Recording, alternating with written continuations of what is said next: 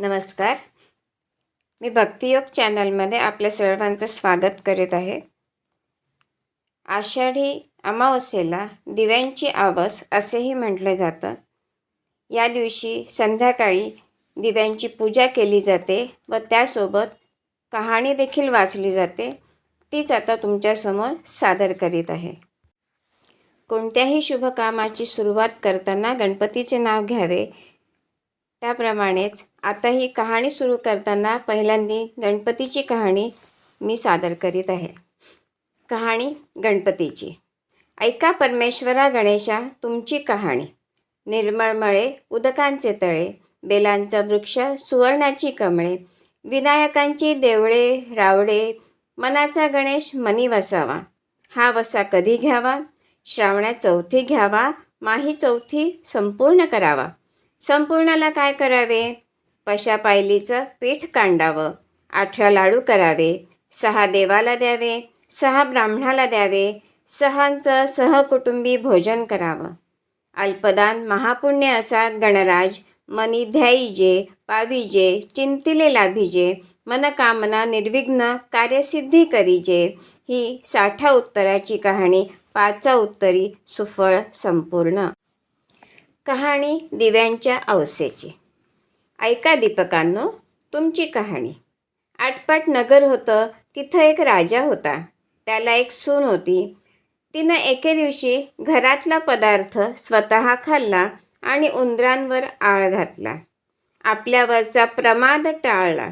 इकडे उंदरांनी विचार केला, आपल्यावर उगाच आळ आहे, तेव्हा आपण तिचा सूड घ्यावा, असा सर्वांनी विचार केला. त्यांनी रात्री हिची चोळी पाहुण्याच्या अंथरुणात नेऊन टाकली. दुसरे दिवशी हिची फजिती झाली. सासूदिरांनी निंदा केली, घरातून तिला घालवून दिली. हिचा रोजचा नेम असे, रोज दिवे घासावे, तेलवात करावी, ते स्वतः लावावे, खडीसाखरेनं त्यांच्या ज्योती साराव्या, दिव्यांच्या अवसेचे दिवशी त्यांना चांगला नैवेद्य दाखवावा. त्याप्रमाणे ही घरातून निघाल्यावर ते बंद पडलं. पुढं या अवसेच्या दिवशी राजा शिकारीहून येत होता. एका झाडाखाली मुक्कामास उतरला. तिथं त्याच्या दृष्टीस एक चमत्कार पडला. आपले सर्व गावातले दिवे अदृश्य रूप धारण करून झाडावर येऊन बसले आहेत. एकमेकांपाशी गोष्टी करीत आहेत.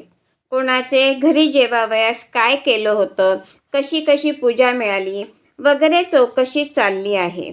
सर्वांनी आपापल्या घरी घडलेली हकीकत सांगितली.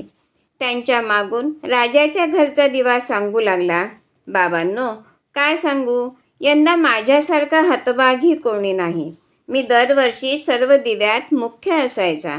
माझा थाटमाट जास्ती व्हावयाचा. त्याला यंदा अशा विपत्तीत दिवस काढावे लागत आहे. इतके म्हटल्यावर त्याला सर्व दीपकांनी विचारलं, असं होण्याचं कारण काय? मग तो सांगू लागला, बाबांनो काय सांगू, मी ह्या गावच्या राजाचा घरचा दिवा. त्याची एक सून होती. तिनं एके दिवशी घरातलं पदार्थ स्वतः खाल्ला आणि उंदरांवर आळ घातला. आपल्यावरचा प्रमाद टाळला. इकडे उंदरांनी विचार केला, हा आपल्यावर उगाच आळ घातला आहे, तेव्हा आपण तिचा सूड घ्यावा, असा सर्वांनी विचार केला. रात्री तिची चोळी पाहुण्यांच्या अंथरुणात नेऊन टाकली. दुसऱ्या दिवशी तिची फजिती झाली. सासूदिरांनी निंदा केली, घरातून तिला घालवून दिली. म्हणून मला हे दिवस आले. ती दरवर्षी माझी मनोभावे पूजा करीत असे. जिथं असेल तिथे खुशाल असो, असं म्हणून तिला आशीर्वाद दिला. घडलेला प्रकार राजानं श्रवण केला. आपल्या सुनेचा अपराध नाही अशी त्याची खात्री झाली. तो घरी आला. कोणी प्रत्यक्ष पाहिले आहे काय म्हणून चौकशी केली. तिला मेणा पाठवून घरी आणली. झाल्या गोष्टीची क्षमा मागितली. साऱ्या घरात मुखत्यारी दिली. ती सुखानं रामराज्य करू लागली. जसा तिला दीपक पावला आणि तिच्यावरचा आळ टळला, तसा तुमचा आमचा टळो. ही 60 उत्तराची कहाणी 5 उत्तरी सुफळ संपूर्ण.